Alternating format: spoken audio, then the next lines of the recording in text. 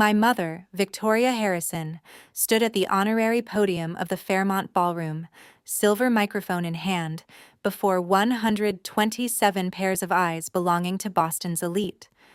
She smiled, her voice warm and measured as she announced, "My eldest daughter, a courageous soldier, has decided to gift her $2,100,000 Seaport penthouse to her sister Madison as a wedding present."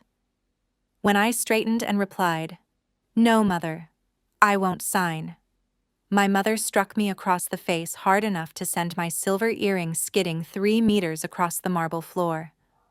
I stood still, tasting metal in my mouth, eyes following that small piece of jewelry lying alone on the cold stone, while my mother hissed, "You are an ungrateful child. You think you can humiliate this family?" What my mother did not know was that my grandmother Eleanor was standing at the entrance to the ballroom with a lawyer, carrying documents about the $875,000 Cape Cod property where my mother had forged signatures, and the $1,200,000 debt at illegal gambling houses she had been trying to hide. I want to share this story with you, if that is all right, because perhaps only those who have felt their chests tighten at cruelty wrapped inside the word family will truly understand. If you have ever felt that, please leave a like so I know I am not alone in this. Now let me take you back 3 months earlier, to the first time my uniform was treated by my own mother as something cheap enough to dirty her marble floor. The sound came back to me in pieces. Not the slap itself. That had been quick, a single flat crack, but the sound the earring made when it hit the floor. A small, dry ping against marble, the kind of sound that shouldn't mean anything, and yet my ears kept returning to it the way a tongue returns to a broken tooth. I stood in the hallway of the Beacon Hill house with my back against the wall and my eyes closed, and I let myself go backward. 3 months. I needed 3 months of distance between that ballroom floor and the person I was trying to be right now, and the only way I knew how to do it was to start somewhere quiet. Somewhere that still smelled like the truth. My grandmother's kitchen had always smelled like cinnamon and dry pine. Not the artificial kind from a candle or a spray bottle, but the real kind that came from decades of use, from bark and wood and flour worked into the grain of everything. I ran my fingers along the edge of the old maple table, the wood worn smooth in the places she had used most, and I could feel the small gouges and scratches still preserved there. The ones she had let me make when I was learning to roll dough, the ones she said gave the table character. I remembered the weight of her hand on mine. Slow, even. She breathed through each roll of the pin like it required the same patience as waiting out a long winter. I stood looking at the cast-iron stove in the corner. I used to have to stand on my toes to see inside when she opened the door, and I remembered the particular heat that came out of it. Not harsh, but surrounding, the kind that made you feel something solid at your back. The floorboards had worn paths from years of the same roots, from the stove to the table, from the table to the window. And I had spent whole afternoons sitting cross-legged on those boards stringing silver beads with her, not talking much, just existing inside the safety of a room that had never once required me to be more than I was. The sound of heels ended that.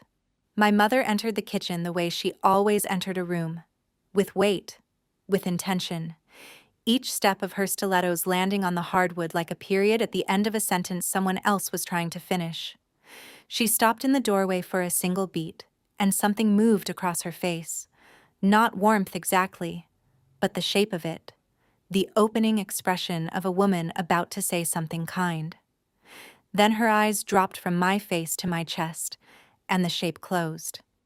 She crossed to where I was standing and reached out with 2 fingers, the ones with the diamond rings, the ones she had never once used to do any actual work, and lifted the hem of my jacket sleeve. Just barely. Just enough. Her lips pressed together into something that wasn't quite a frown. "Luna, take that jacket off," she said. "It's rough and it looks cheap. It's going to ruin the whole feel of the dinner tonight." She said it the way she said everything, without raising her voice, without particular cruelty. That was what made it precise. She dropped the fabric from her fingers and then picked up the silk Hermes scarf from the counter. Hers, left there from the morning, and wiped her fingertips with it in a single, unhurried motion. Not dramatic, just thorough. Like something she had touched hadn't quite been clean. She didn't look at my face after that.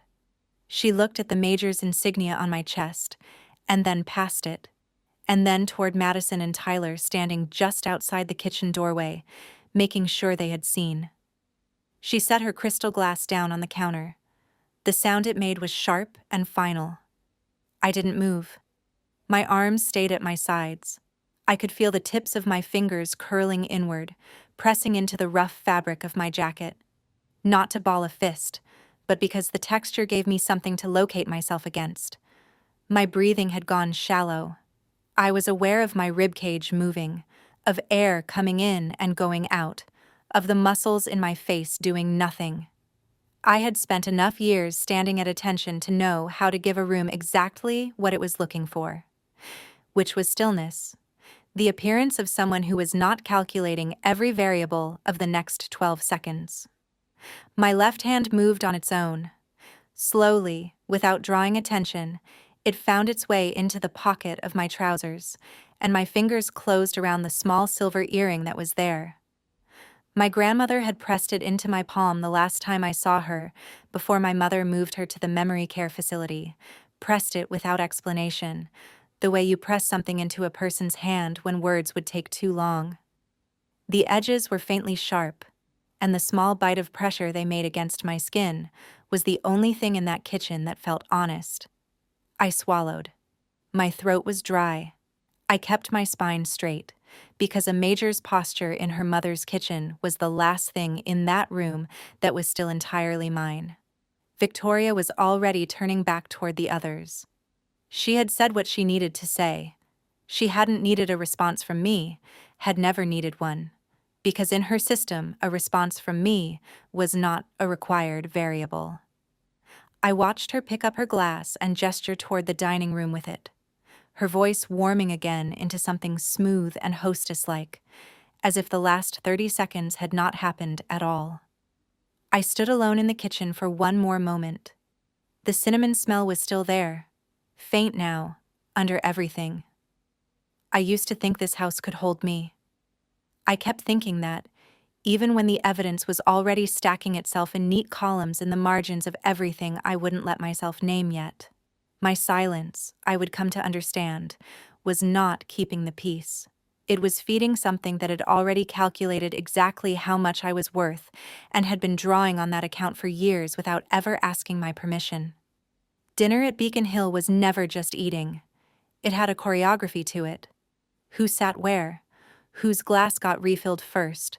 Whose contributions to the table were visible, and whose were absorbed without acknowledgement into the general smoothness of the evening. I walked in from the hallway, still in my uniform, having decided that if she wanted it off, she could say so again, and found my father at the head of the table going through a stack of Eleanor's Medicare billing statements with his reading glasses pushed low on his nose, eyebrows lifted in the particular way that meant he was doing math he didn't like. Madison was sitting across from him with her legs curled under her in the chair, the way she had always been allowed to sit, her phone in one hand and a glass of wine in the other, occasionally glancing up to smile at Tyler. Tyler had the best chair, the one with the full cushion, and he was working through a porterhouse with the focused satisfaction of a man who had already decided this meal was owed to him. The juice ran into the white rim of the plate in a slow, even spread. I set the folder of insurance documents on the table beside my father's place. He didn't look up. I picked up the sheets of paper that had drifted to the floor beside his chair, stacked them neatly, set them with the folder. Then I took the water pitcher from the sideboard and went around the table, filling each glass in turn, stepping quietly, keeping my footsteps off the thick edge of the marble tile where they would make noise. Madison didn't move her elbow when I reached past her. She didn't look up. When the check arrived, slid toward my father with the particular deferential push of a man formalizing a decision already made. My father picked it up, glanced at it, and pushed it sideways without breaking the conversation he was having with Tyler about the upcoming club season. It stopped next to my plate. $245. I took the military credit card from my wallet, placed it on the tray, and set the tray at the edge of the table. I stood with my hands folded in front of me and waited to see if anyone would acknowledge it. Nobody did. My mother had been building to something all evening, and she reached it the way she always reached things she wanted. Not with urgency, but with the casual ease of someone who had already done the work in private. She had positioned herself beside Tyler for most of the meal, angled toward him the way you angle toward something valuable you want everyone to notice you tending. At some point during the second course, she reached into her bag and produced a glossy catalog. Sports equipment, chrome hardware catching the chandelier light on every page, and opened it to the right spread without searching for it, which meant she had marked it beforehand, which meant she had planned this before she sat down. She pushed the catalog toward Tyler with a gesture so smooth it looked spontaneous. She leaned in slightly and her voice dropped into its warmest register, the one she used when she wanted a room to feel it was receiving something rather than being managed. "I just ordered you a set of the new irons," she said. $5,500. To celebrate your promotion. Don't worry about it, Tyler. Family takes care of each other. Then she turned her eyes to me, just briefly. "Isn't that right, Luna?" I looked at the tray with my credit card sitting at the edge of the table. My father pulled a check from his breast pocket, already signed, and slid it toward my mother with the ease of something they had clearly arranged together. Madison made a sound of delight and reached across the table toward Tyler, her wine glass catching the light as she moved, coming close enough to my sleeve that I stepped back. No one noticed the step. I picked up the dinner dishes from the finished courses and carried them to the kitchen. The door swung shut behind me and the sound of laughter became muffled and then almost manageable. I stacked the plates in the sink and turned the water on. For a moment I just stood there with the sound of it covering everything else. I pressed my back against the granite counter. It was cold through my jacket. I closed my eyes. When I opened them, I started cleaning, working from one side to the other in the systematic way I cleaned anything, eliminating variables. I ran the cloth across the prep counter in slow, even passes, and I noticed that my shoulders were trying to move in a way I wouldn't allow them. So I pressed the cloth harder and kept my breathing at a pace that didn't give anything away. The smell in the kitchen was dish soap and the residue of an expensive cut of beef, and underneath it, barely there, the particular smell of paper from the Medicare billing folder my father had left without comment beside his place setting. I was 34 years old.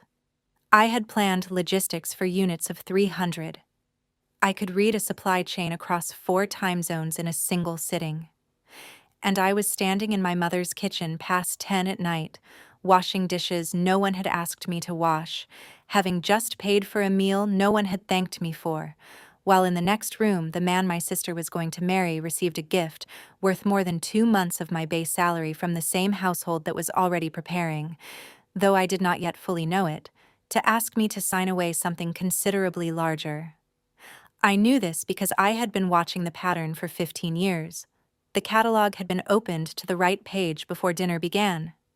She had known exactly what she was going to do, and she had done it in front of me, because she had not once believed I would say anything about it.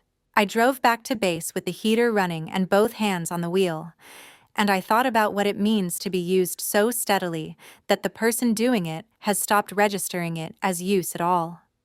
The following Friday, when I came home and she took my arm in the hallway and steered me toward the study, I understood that the golf clubs had only been a rehearsal. The inflation numbers from that year had been in everything. In the grocery store receipts I reviewed for the household accounts, in the way my colleagues on base talked about their mortgages at the break room table, in the particular stiffness that had entered my mother's voice on the phone calls she took after 11 p.m. She had always been careful with appearances. She was becoming more careful, which in her vocabulary meant controlled. And controlled, in the context of someone like Victoria Harrison, meant she needed something extracted before I noticed she needed it. She pulled the study door closed behind us. It was a room designed to work against whoever stood on the wrong side of the desk. Bookshelves floor to ceiling, all the right titles and all the right bindings, daylight blocked by heavy velvet so the only illumination came from the desk lamp, angled up, making the space feel smaller and more pressurized than its actual dimensions. She went to the chair behind the desk, the one facing the door, the one that put her back to whatever light remained, and she sat the way she always sat in professional settings. Straight, deliberate, each element of her posture meaning something. She pushed a thick folder across the desk toward me. I stood on the other side in the position I had learned as a second lieutenant. Weight distributed evenly, hands at my sides, eyes forward. I did not sit. She had not invited me to sit. She set a gold fountain pen on top of the folder the way you set a glass of water in front of someone who hasn't admitted they're thirsty. The room was quiet enough that I could hear the pendulum clock in the corner and the slightly heavier rhythm of her own breathing. She kept her fingers laced together on the desk surface. The dark red nails tapped once against the glass, then stopped. For a moment, just a fraction of one, she unclasped her hands. She reached up to smooth a piece of hair that hadn't moved from her bun, and when her hand came back down, I could see the slight irregularity in her fingers that she had not intended me to see. Then she looked back, and whatever had been visible in that half-second was gone, replaced by the expression she wore in depositions. Patient, impenetrable, already 3 steps ahead of any argument you were preparing to make. "Your father and I have given everything to make sure you had every advantage," she said. Her voice was even, not soft, not raised. The voice she used in conference rooms before she presented something not open to negotiation. Everything. Tuition. The right introductions. Every door we opened. Every dinner we hosted. Every call we made on your behalf. And now, when this family is in a difficult period, you're going to stand there and tell me you don't owe us anything? She leaned forward slightly, the desk lamp catching the angles of her face. Madison is going to lose Tyler if we can't demonstrate that this family is financially stable. Is that what you want? To let that happen because of your selfishness? She kept talking. She listed things. Numbers from 15 years ago. The college tuition, the networking events, the birthday party at 16 she had organized that I had not wanted, a favor she had called in on my behalf during an honor board matter I had actually resolved myself. Each item was delivered in the same measured cadence, and the words she returned to most were obligation and family and gratitude, layered over each other until they became a sound more than a meaning, a frequency designed to erode the boundary between what you felt and what someone else had decided you owed. I had heard variations of this composition before. I knew how it ended. I closed my eyes for 1 second. Long enough to find what I was looking for. I thought of Eleanor's kitchen, of the weight of her hand on mine, of the particular evenness of her breath when she was teaching me something that required patience. She had told me once, very quietly, that the most important thing you could know about any confined space was the location of the door. She meant it practically, and she meant every other way. I opened my eyes and fixed them on the crystal ashtray at the edge of the desk. I let the words flow past without attaching to them. I watched her hands instead.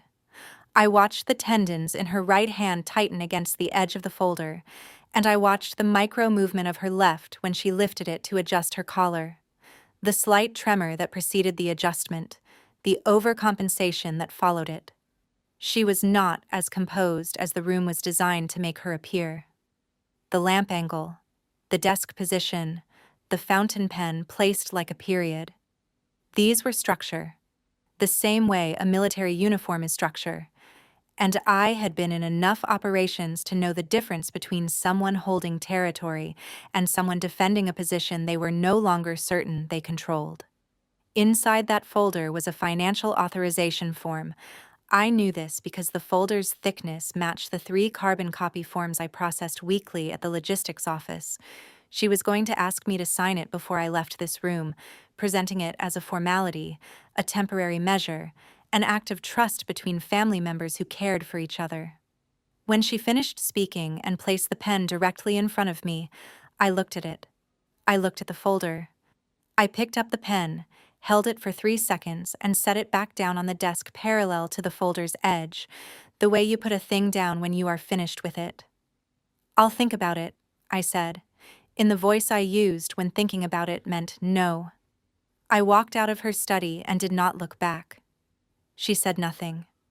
I had expected something, a final argument, a recalibration, but she sat in her chair and let the silence come. And the silence that followed me down the hallway had a quality to it that felt less like acceptance and more like a decision being reached. I didn't understand yet what she had already begun to prepare, while I was still in the room deciding not to sign.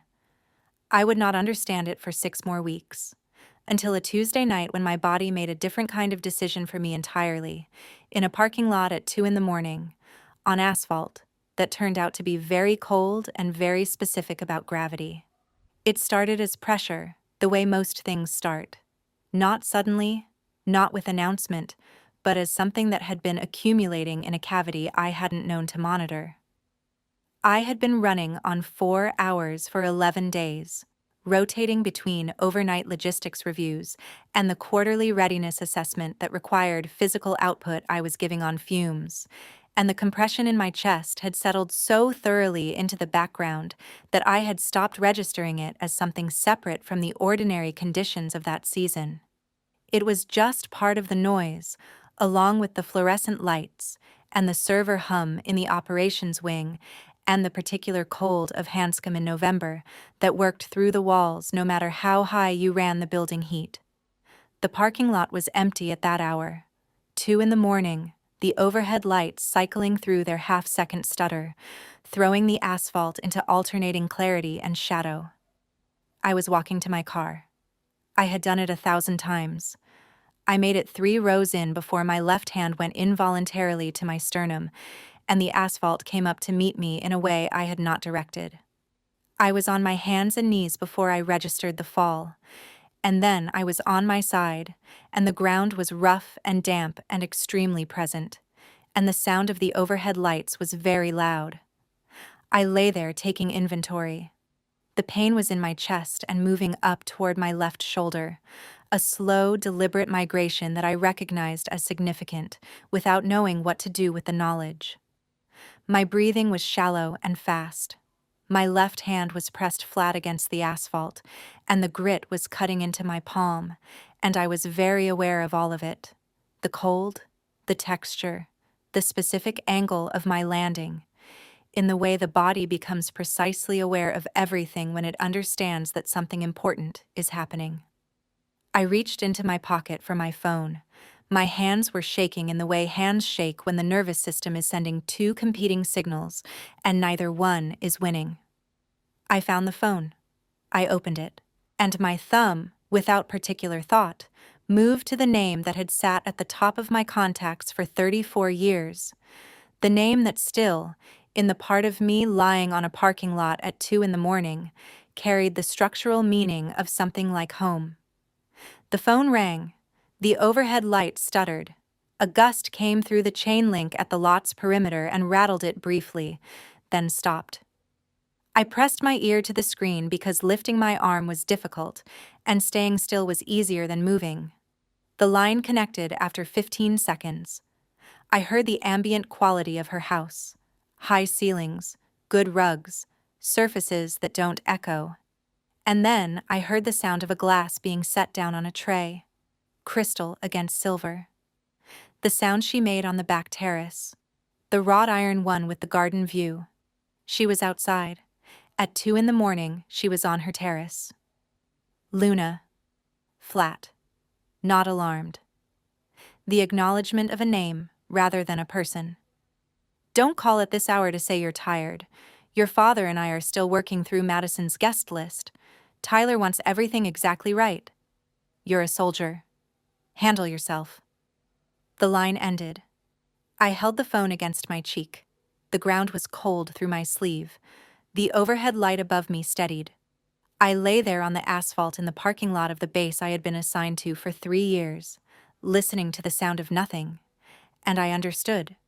Not the way you understand something new, but the way you understand something you have been refusing to finish the sentence on for a very long time, that she had not heard anything in my voice that required action. Not because she couldn't, because I was a line item she had categorized as stable and moved past. I put the phone on the asphalt next to my hand. I lay there for a further minute. Then I pressed my palm flat against the ground, pushed up to one knee, pushed up to standing. My legs held. The chest pain had moved into a different register, dull and persistent, something I could manage vertical. I retrieved the phone, wiped it on my trousers, put it in my pocket. I walked to my car. I sat in the driver's seat with my forehead against the steering wheel and breathed for a long time. I felt the cold of the wheel. I breathed. I pressed my palm flat against my sternum and felt my own heartbeat, which was irregular but present, and present was something. The next morning, I went to the base medical center before my shift. Stress-induced arrhythmia, the doctor said. More common than most people realized. A referral. A list of things to reduce. I drove home from the appointment and sat in the car in the base lot and looked at my phone. No missed calls. One text from Madison asking if I could pick up a floral arrangement from her vendor's Beacon Hill location since I was, as she put it, usually driving around that area anyway. If you have ever had a night like that, a night where you reached for the one person who was supposed to be the last line, and what came back was the sound of crystal on a silver tray and someone else's to-do list, then you don't need me to tell you what it does to the architecture of whatever you'd been building on. You already know. And if that's ever been your night, I want you to know it was mine too. Hit that like button if you're still here with me. Because what I did next, once I stopped shaking and started thinking clearly, once I walked into the right room and found the right drawer, changed everything. The drawer was the third one down on the left side of her desk, behind the one with the stationery and above the one she kept empty as a decoy. A trick I had identified years ago, the way you identify patterns after enough exposure to someone who uses them consistently. I came in through the back entrance at 5:40 in the morning, 2 Tuesdays after the parking lot, using my spare key and the canvas gloves I kept for evidence handling on base, because I had decided somewhere between the medical center appointment and this morning that I was going to approach this the way I approached any logistics problem. Identify the asset, locate the documentation, extract without disturbance. The house was quiet. My father's car was gone. He kept early hours when he had court proximity. And Madison's door upstairs had the particular density of someone in deep sleep. I stood in the hallway for 30 seconds and listened before I moved to the study. The files were in a dark leather portfolio, initialed in gold at the corner. Inside, beneath a stack of case summaries from her firm, were 2 categories of documents with no business being in the same folder. Casino invoices, multiple, from establishments I cross-referenced mentally against the list of legally unrecognized financial entities the base JAG office had circulated the previous spring. And a property transfer document for the Cape Cod house, the one Eleanor had bought in 1987. The one she had mentioned to me once, carefully, as the thing she was leaving to both of us when she was gone. Eleanor's signature was on the transfer line. I looked at it for a long time. I had seen her handwriting my entire life, on birthday cards, on book inscriptions, on the formal letterhead she still used for personal correspondence because she believed presentation was a form of respect. This signature had the right letters. The pressure distribution was wrong.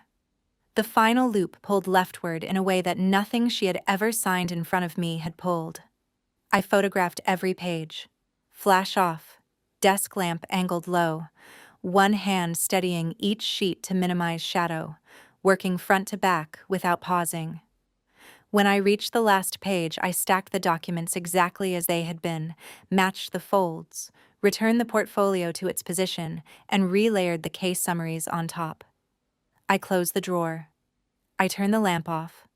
I left through the back. I walked to my car 3 blocks away. I had parked 3 blocks away, and sat in the driver's seat without starting the engine for 4 minutes. Then I drove to Wellesley. Eleanor was in the chair by the window when I came in, a cup of tea going cold on the table beside her. She looked at me the way she had always looked at me, directly, without the particular softening people applied to their faces when they felt sorry for something, which was a form of distance I had never been able to stand. She reached under her blanket and produced a small metal lockbox I recognized from her Marlborough Street study. She set it on her lap. Her fingers found the combination without hesitation, which told me she had been opening it regularly, keeping the sequence active, keeping it ready. Inside was a sealed envelope from the office of Marcus Webb, attorney at law, and a note in Eleanor's clear script that said only, "This has always been yours. I made sure." She pressed the envelope into my hands with both of hers. The pressure was light, but without tremor. She held my gaze for a moment, then looked out the window, which was how she ended conversations that had said everything they needed to say. I drove back to Beacon Hill. I came in through the front door at 8:15, while the coffee was still brewing. Victoria was at the island in a silk robe the color of heavy cream, tablet open, and she looked up with the expression she reserved for my expected arrivals, vaguely pleased, already calibrating. "There's coffee," she said. "Sit with me a minute. I want to go over the reception tablecloth options. The linen vendor sent 3 samples, and I want a second eye on them." I poured tea instead, jasmine the way she liked it, and set it beside her without being asked. I sat across from her and listened while she talked about linen grades and whether organza read better under ballroom lighting than tulle, and I nodded at the right intervals, and I offered the occasional short observation, and I was exactly the version of myself she had always believed she was managing: attentive, quiet, tractable. Under the table, the side of my boot rested against the edge of my duffel. Inside the duffel, behind the spare uniform I always carried, was Marcus Webb's sealed envelope. She was talking about table settings for an event she believed she had already won. The morning light was coming through the windows over the sink, and everything in that kitchen looked exactly as it always had. That, I had learned by now, was not reassurance. That was the tell. The Fairmont ballroom smelled like cut flowers and the particular warmth of a room that had been holding too many people for too many hours. I had been standing near the north end of the reception hall for 20 minutes when my mother moved toward the podium. Not directly, never directly, but in that gradual, gravitational way she had of arriving at the center of any room while appearing to simply be present in it. She was in the Valentino, dark wine red, structured at the shoulder, falling clean to the floor. She took the microphone from the MC with both hands, the gesture of someone receiving something already owed to them. She stepped off the platform and came toward me, and I registered the shift in tone before I understood what she was doing. Her face arranged itself, the softness around the eyes, the slight opening of her expression, into the version she used for rooms she needed to win before she needed anything from them. She set her hand on my shoulder, lightly, the way you'd touch something you were proud of, and guided me up the 2 steps to the riser. The room applauded, because applause is reflexive when a woman in a red dress smiles with that much apparent conviction. She took a small piece of cake from a passing tray, petit four, white fondant, and held it toward me on the silver fork, an offering so polished in its execution that the guests in the front rows leaned forward slightly in collective appreciation of the gesture. Up close, I could see that her eyes were running their usual calculation while her face performed something entirely different. She angled toward my ear and said quietly that I looked well in my uniform tonight, that she had always been proud to tell people what I did, where I served. Her hand moved to my chest and touched the insignia there in a motion that would read as maternal pride from any angle more than 4 feet away. I was a prop in a performance she had been rehearsing for months, and the applause was her score, and she had not wasted a single movement in the staging. Tyler appeared at the edge of the riser. He was carrying a leather portfolio, and he set it on the small stand that had materialized there, the one that had not been there at the start of the evening, the one that had appeared the way things appear when they've been arranged in advance. Victoria's expression shifted. The warmth didn't disappear. It changed temperature, the way light changes when a cloud moves across the source. Not gone, but different in quality. She opened the portfolio herself, turned to the transfer agreement, pressed her finger to the signature line. My eldest daughter has decided to gift her seaport penthouse to her sister and her fiancé as a wedding present, she said into the microphone. The room stirred with the particular warmth of collective approval, people who wanted to witness something generous. $2,100,000. Because that is what this family does for the people it loves. She picked up the gold pen from Tyler's tray and extended it toward me, arm fully outstretched. Her eyes found mine. Tyler and Madison would be so grateful if you'd sign right here, Luna, tonight, in front of everyone who cares about this family.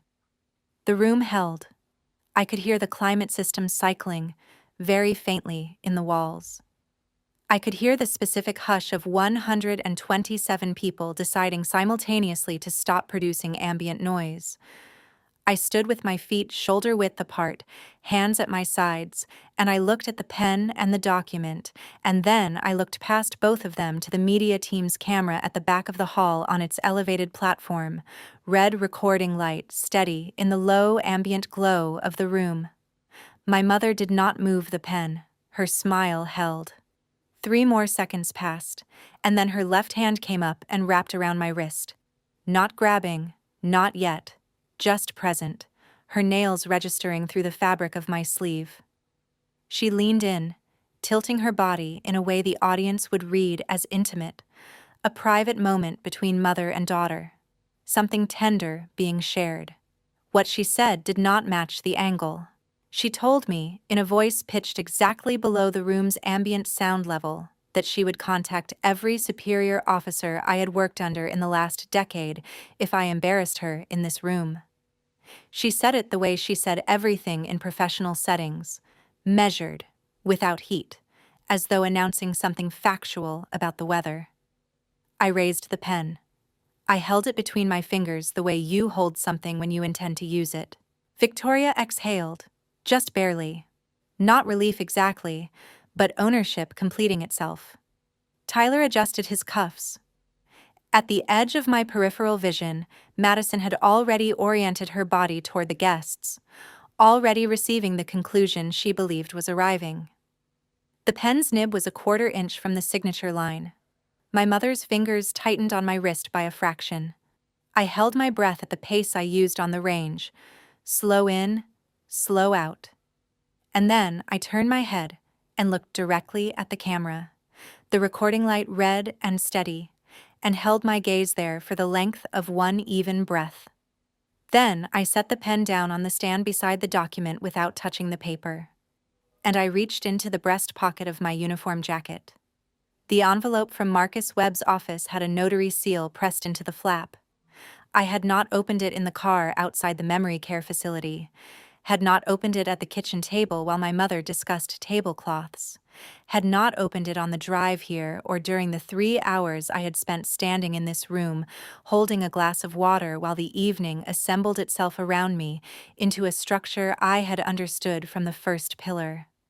I opened it now, in front of 127 people, the sound of the seal breaking swallowed by the total silence that had already fallen.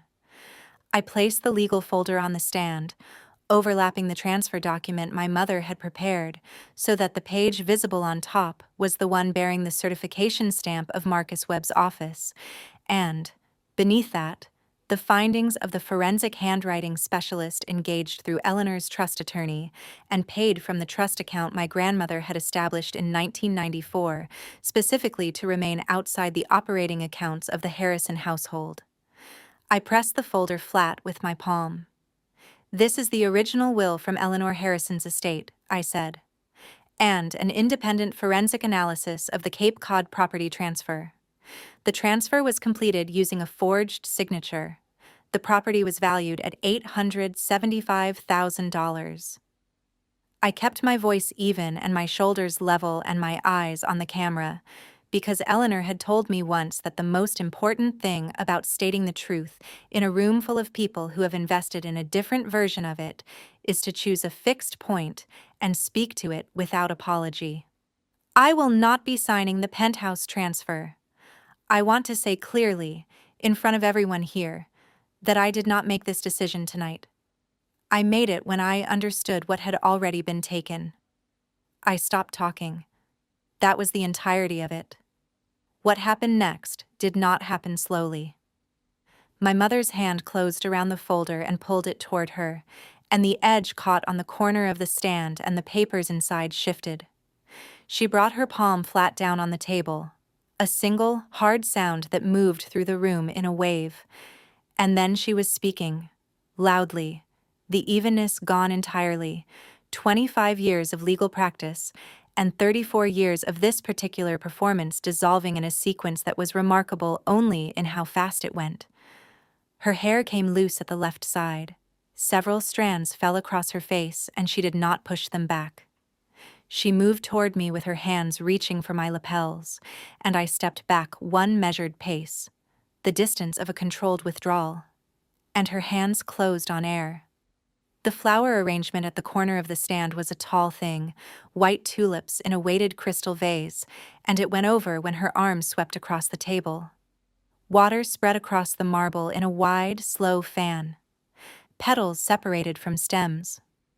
The guests in the front rows stood and moved backward, the motion cascading through the rows behind them in the wordless choreography of a crowd that has collectively decided it does not want to be near whatever this is. Tyler was 6 feet away.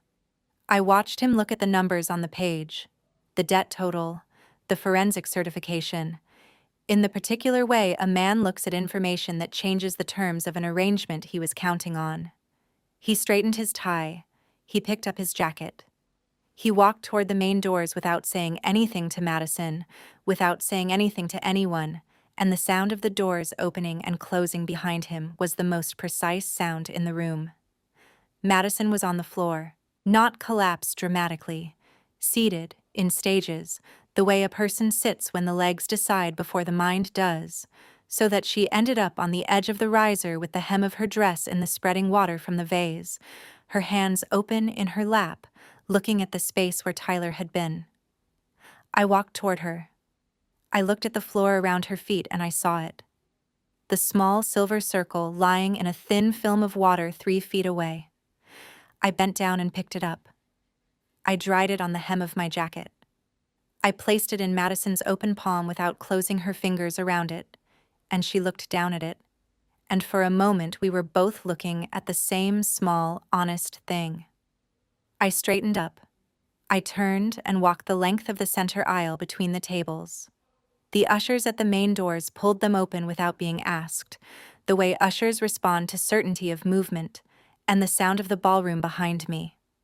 My mother's voice still elevated, the room beginning to rebuild its narrative around what had just happened, became something I was moving away from, rather than something I was inside.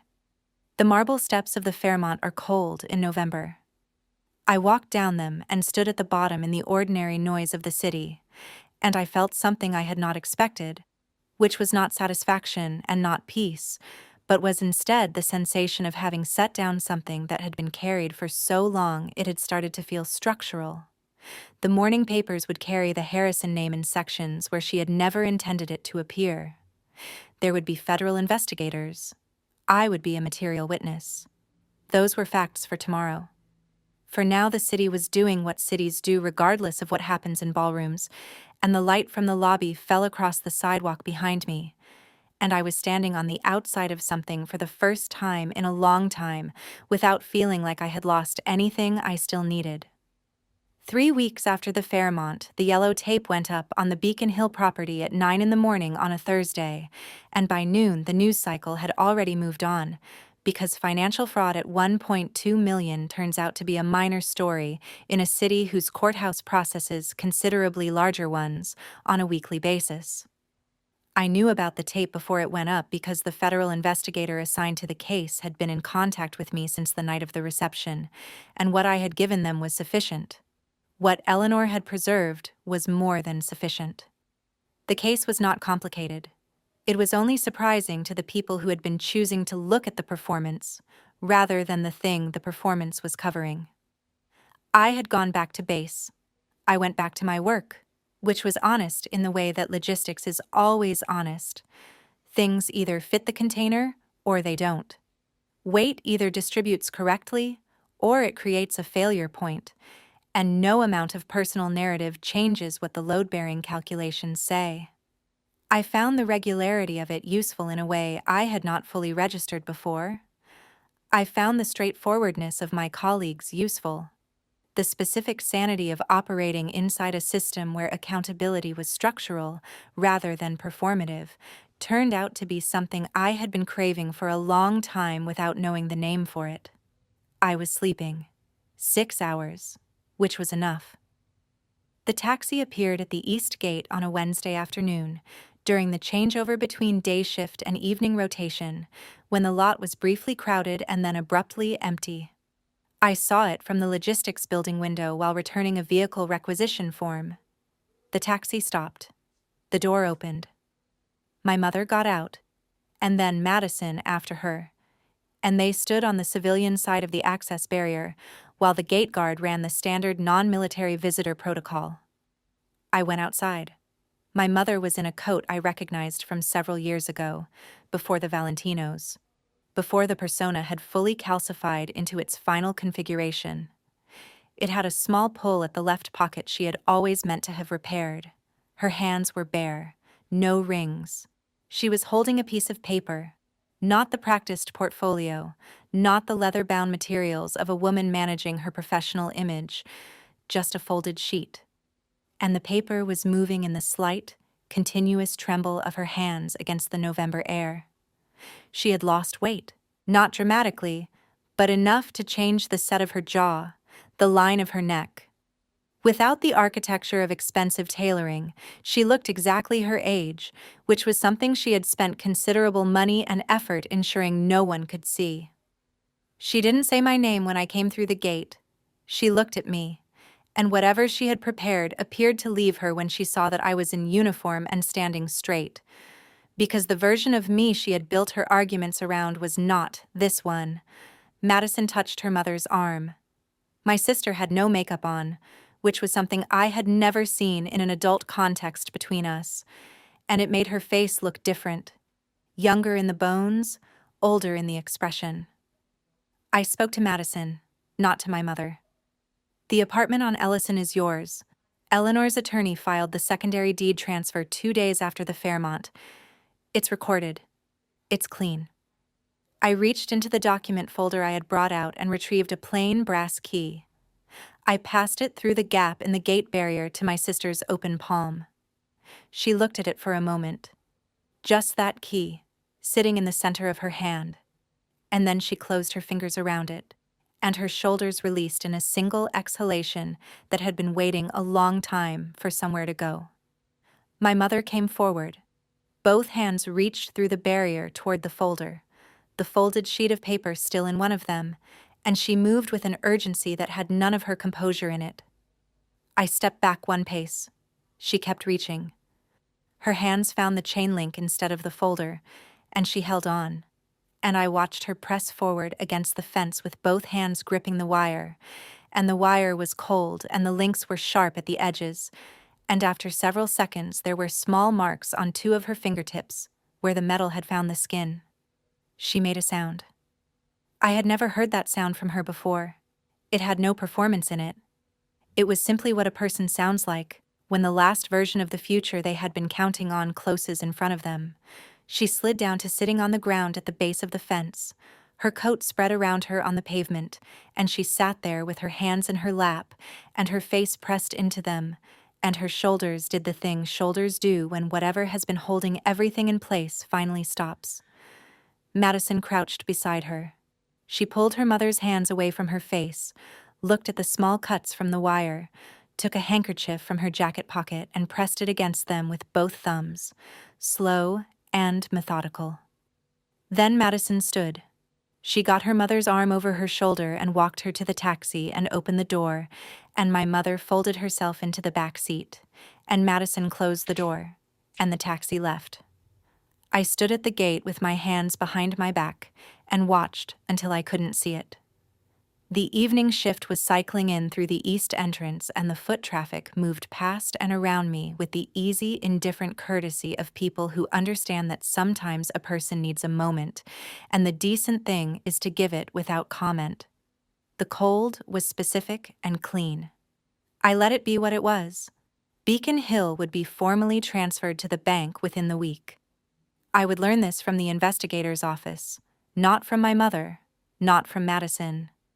My mother would move to a smaller place in the outer neighborhoods, somewhere without a terrace, without wrought iron garden furniture, without the particular acoustics of high ceilings and good rugs. I would not visit. I would not send money. I would let her live in the conditions she had created, which was not cruelty. It was simply allowing a fact to be what it was, without softening it into something more manageable for the person responsible for it. And that, it turned out, was the most difficult boundary I had ever held. Not the legal one, not the financial one, but the one that required me to stop absorbing the consequences of her choices so she wouldn't have to feel them. 6 months is enough time for the shape of a thing to change into something you recognize without bracing against. By March, I had stopped counting the days since the Fairmont the way I had counted them in November and December, when the number felt like a distance I was required to maintain in order to stay functional. By March, I was simply living. In the apartment above the rocks, above the water, the one where the bedroom window faced east, and the first thing that happened every morning was light. Not managed light, not the kind filtered through chosen curtains onto surfaces selected for their effect. Just the Atlantic on a clear day, which asked nothing and simply was. Eleanor's things were arranged the way she would have approved of. Her law book stood straight on the shelf along the eastern wall. Her clay paperclip urn sat on the kitchen windowsill in the afternoon sun.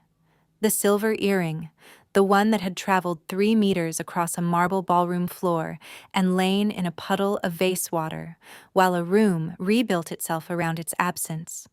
I had set inside a small glass box and placed it at the end of the book row, where I could see it from the reading chair. Not as a wound, as a record. There is a difference between those two things, and I had been learning the difference slowly, which is the only way it can actually be learned. The afternoon Madison came was a Saturday in late March. The light was doing what it does on the Massachusetts coast in early spring, simultaneously winter thin and summer direct, so that you are warm in the window and cold the moment you step away. I heard her knock while I was straightening the shelf. 2 knocks, quick and even. She had always knocked once and let herself in before, the behavior of someone who'd grown up in spaces they were taught to believe they moved through by right rather than invitation. 2 knocks was different. 2 knocks was asking. I opened the door. She was carrying a bag from the produce market. Apples, a bunch of kale, something wrapped in brown paper. And her hair was pulled back in a way that was simply practical, and she was wearing shoes appropriate for walking on uneven ground.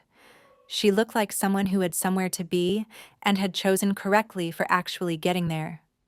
I stepped back, and she came in and went straight to the kitchen the way people do in spaces where they feel at ease, and set the bag down and started unpacking it, and I put the kettle on, and we moved around each other without explanation, which was its own kind of conversation, and for a while the only sounds were running water and the paper bag and the flat stems of the kale being laid on the cutting board. We took the tea outside. The wind off the water was strong enough that you had to lean into it slightly, and the railing of the small balcony was cold under my palms, and the lighthouse at the point was doing what it always did, marking a location, steady and without comment, so that ships could know where not to go. Madison had her hands around her mug and she was looking at the horizon, which was bright and featureless and entirely itself. The phone moved against the table behind us. We both heard it. I didn't turn around. It moved again. A call, not a message. The longer pattern. Madison glanced at me briefly, not asking, just noting, and then looked back at the water. The call completed its cycle and stopped. The silence after it was the complete kind, the kind that only exists after a sound rather than before one. I went back inside. I picked up the phone and looked at the name on the missed call screen, the same name that had been appearing there with irregular frequency for 3 months. I didn't move to return it. I didn't move to remove it from the list. I set the phone face down on the table and returned to the balcony and stood beside Madison and picked up my mug, and the tea was still warm, and the lighthouse was still at its fixed point, and both of those things were sufficient for the moment I was in. We stayed outside until the wind shifted and the cold became insistent, and then we went in, and Madison put the apples in a bowl and the kale away, and we sat at the small table by the east window and she told me about the library position she had started the previous month. The long, quiet stretches in rooms full of things carefully preserved, the particular rhythm of the work, the way it suited her. I believed her. I could see it in how she was sitting. Not arranged, not performing the act of sitting, just sitting. This is the part I have thought about longest and still find hardest to say precisely. I left the door open for my mother, not as strategy, not as hope. Those both require more of you than you have available for other things. I left it open because I had decided I was going to be the kind of person who leaves a door open, not because of what she might do with it, but because of what I needed to remain able to say about myself. There is a difference between releasing something and being free of it. That difference turns out to be the most patient work of your life, and you do not finish it in a season. You do it in increments, in ordinary mornings, in the particular discipline of not reaching for the old story when the new one doesn't yet have enough weight to hold you. Before you go, I want to ask you something. If you could go back, not to fix anything, not to change the outcome, just to say one true thing to the person who hurt you most, what would that one thing be? Not an argument, not an explanation. Just the sentence you never got to finish out loud. Leave it in the comments. I will read every single one. And if any part of Luna's story made you feel less alone tonight, if something in it named a thing you have been carrying without a name for it, that is everything I could have hoped for when I started telling it. There is another story in the link below, a different person, a different kind of long winter. I think you'll want to hear how that one ends. The moon came up over the water while Madison's taillights were still visible at the end of the coast road. I stood at the window with the last of the tea in my hands, watching the light on the surface of the ocean do what light on water always does, move without going anywhere, which is not the same thing as staying still. I closed my eyes. I breathed in the cold and the salt and the faint ghost of cinnamon and paper that still lived in Eleanor's books on the shelf behind me. I was not waiting for anything. For the first time in a very long time, I was not waiting for anything at all.